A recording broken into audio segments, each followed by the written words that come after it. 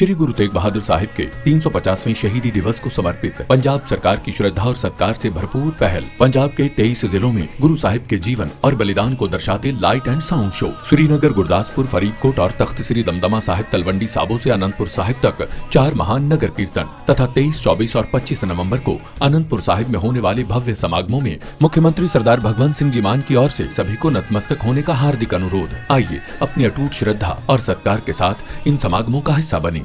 तो कहीं ये मंशा लग रही है कि ये मामला मतलब आगे खींचते खींचते 2029 तक चला जाएगा। मतलब ये संभव है कि 2027 में यूपी चुनाव से पहले तक रिपोर्ट आ जाए। लेकिन कुछ भी हो, लेकिन सवाल इस बात का है कि मंशा को स्पष्ट तौर पर जाहिर करना चाहिए। सरकार को ये पता है कि सरकार के चाहे जितनी बलिष्ठ हो, लेकिन सरकारी कर्मचारी के साथ में अगर वो ये 29 से लागू कर दे तो मैं निश्चित तौर पे आपको कहता हूँ ये सरकार नहीं चला पाएंगे। मैं बहुत जिम्मेदारी के साथ कहता हूँ कि अगर 1 जनवरी 2026 से पे कमीशन लागू नहीं होगा तो सरकार नहीं चलेगी।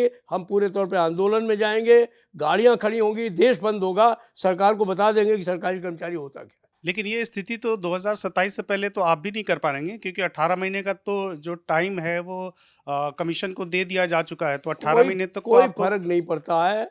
ये सब चीज़ें बहुत समय बहुत जल्दी से निकलता है, लेकिन हमारे अधिकारों पर हमला अगर सरकार करेगी तो हम लोग खामोशी से बैठने वाले लोग नहीं हैं। ये बात हम लोग साफ जानते हैं।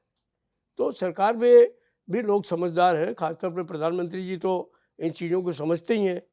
अगर वो पेंशन पे इतना बड़ा फैसला बुला करके कर सकते हैं तो उनको सरकारी कर्मचारियों का उपयोग समझ में आना चाहिए। और फिर राजनीतिक उपयोग जिस तरीके से हो रहा है वो तो वो और उनकी जो टीम है उन्हीं की सोच है कि दिल्ली चुनाव से पहले घोषणा, बिहार के चुनाव से पहले गजल नोटिफिकेशन, अभी यूपी चुनाव से पहले रिपोर्ट। अब इसके आगे मैं नहीं कहूँगा। सर आप अभी जब निधि से आपकी बातचीत हुई थी तो आपने ये समझाया कि कैसे हम सब की लाइफ जो है वो ब्रांडेड कपड़ों, जूतों और मोबाइल फ़ोन से बदल गई है। जब 7वां वेतन आयोग आया था उस समय ये कंसिडरेशन किया गया कि 7,000 की बेसिक सैलरी बहुत कम है तो उसको 18 किया जाना चाहिए। आपने फिटमेंट फैक्टर का कोई नंबर देने से आप बच रहे हैं, लेकिन ये तो बता ही सकते हैं ना कि आपके हिसाब से जो कंज्यूमर प्राइस इंडेक्स है, देश में जो महंगाई की स्थिति है, उस सब को देखते हुए minimum salary government of India employees की कितनी होनी चाहिए? कोई रिप्रेजेंटेशन आपकी तरफ से या कोई आपका असेसमेंट जो शायद वायबल और प्रैक्टिकल भी हो? प्रॉब्लम क्या है कि ये ऐसा विषय है जिस पर हमारे अपने लोगों के बीच में अभी तक कोई मतैक्यता नहीं हो पाई है।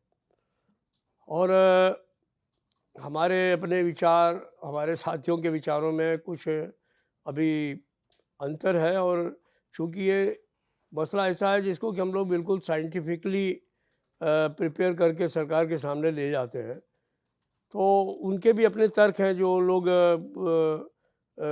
अपने तरीके से सोच रहे हैं कि नहीं हम इतना डिमांड कर देंगे तो सरकार देगी नहीं और ये बाद में कल को हम लोगों के गले में फांसी का फंदा बनेगा। तो अभी हम लोग इस पर थोड़ा खामोशी ही रखे हुए हैं और बहुत दिन नहीं रख पाएंगे, चूँकि अब हमको इसका मेमोरेंडम बनाना है। तो हमें सारे देश भर से लोग पूछ रहे हैं, तो इसको हम लोग 1 आध हफ्ते के अंदर फाइनल कर लेंगे। लेकिन हमारा अपना सोच ये है कि पिछली बार 7वें वेतन आयोग में भी हम लोगों ने जो मिनिमम वेज की बात की थी वो हम लोगों ने 25,000 रुपये मांगा था। बाद में एक बहस होने के बाद में हम लोग 22,000 पे आ गए थे। पे कमीशन जो है वो 20,000 पे आ गया था। उन्होंने कहा था कि हम 20,000 दे देंगे। हम लोगों ने भी हालांकि ये नहीं कहा कि हम 22,000 से नीचे जाना चाहते हैं, लेकिन अंदर की बात आपको बता रहा हूँ कि हमारे लोग इस बात से संतुष्ट हो गए थे, चलो 20,000 मिल जाएगा ठीक है। लेकिन 20,000 तय करके भी जो है वो जस्टिस अशोक माथुर ने उसको जो है वो घटतौली कर दी और उसको 18,000 पे ले गए। तो एक तरीके से जो उन्होंने एक तय किया था नेशनल काउंसिल जेसीएम के साथ में, उसमें भी कटौती होने का काम उन्होंने किया। और उसके लिए निश्चित तौर पर जो परसुएशन था हमारे स्वर्गीय वित्त मंत्री अरुण जेटली का, वो काम आया। उन्होंने सरकार की तरफ से उस पर काफ़ी दबाव डाला और उसको कम कराने का काम किया।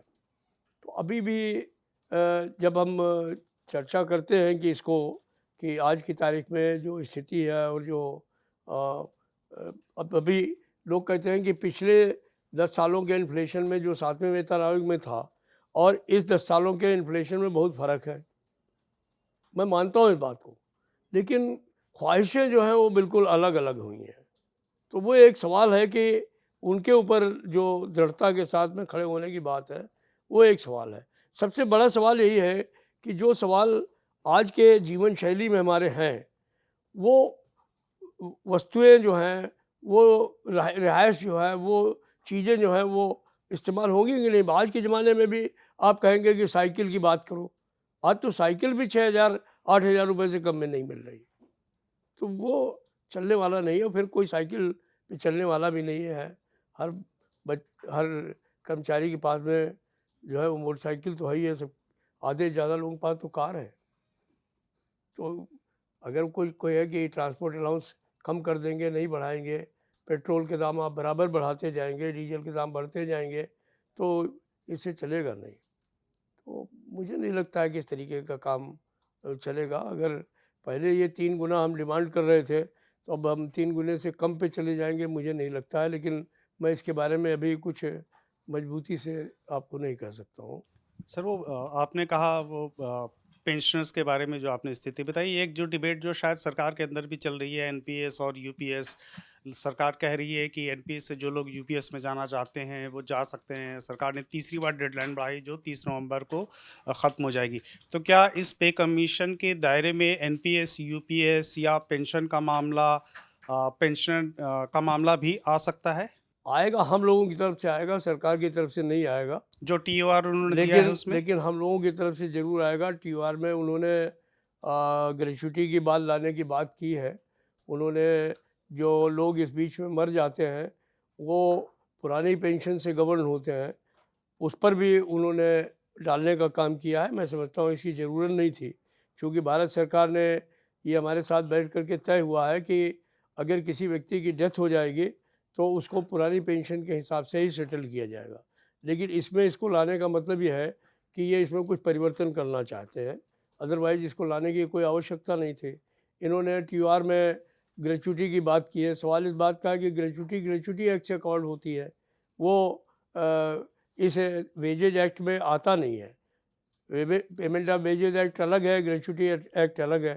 तो ग्रेच्युटी तो आपको देनी ही पड़ेगी। अभी कि ग्रेच्युटी जो है वो, मान लीजिए 1 साल किसी ने नौकरी की तो 15 दिन की ग्रेच्युटी है।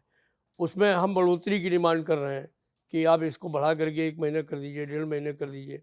अभी पता नहीं है क्या, हम लोग जब बैठेंगे बात करेंगे तो क्या डिमांड होगी, वो अलग का सवाल है। बट अगर एनपीएस के लोगों को ग्रेच्युटी का सवाल आपने अपने टीओआर में लाया है, तो ये एक शुभ संकेत नहीं है। ये भी एक गलत संकेत जा रहा है कि आप कहीं न कहीं पर उसको करना चाहते हैं। एक बार इन्होंने कोशिश की भी थी कि एनपीएस के लोगों को ग्रेच्युटी ना दी जाए, लेकिन चूँकि वो पुरानी सरकार के समय में, मनमोहन जी की सरकार के समय में हम लोगों ने फैसला करा लिया था कि नहीं, ग्रेच्युटी चूँकि ग्रेच्युटी एक्ट के अंतर्गत आती है, इसलिए वो चाहे एनपीएस में हो, चाहे ओपीएस में हो, उसको ग्रेच्युटी आपको देनी ही पड़ेगी। तो अल्टीमेटली वो आज तक दी जा रही है।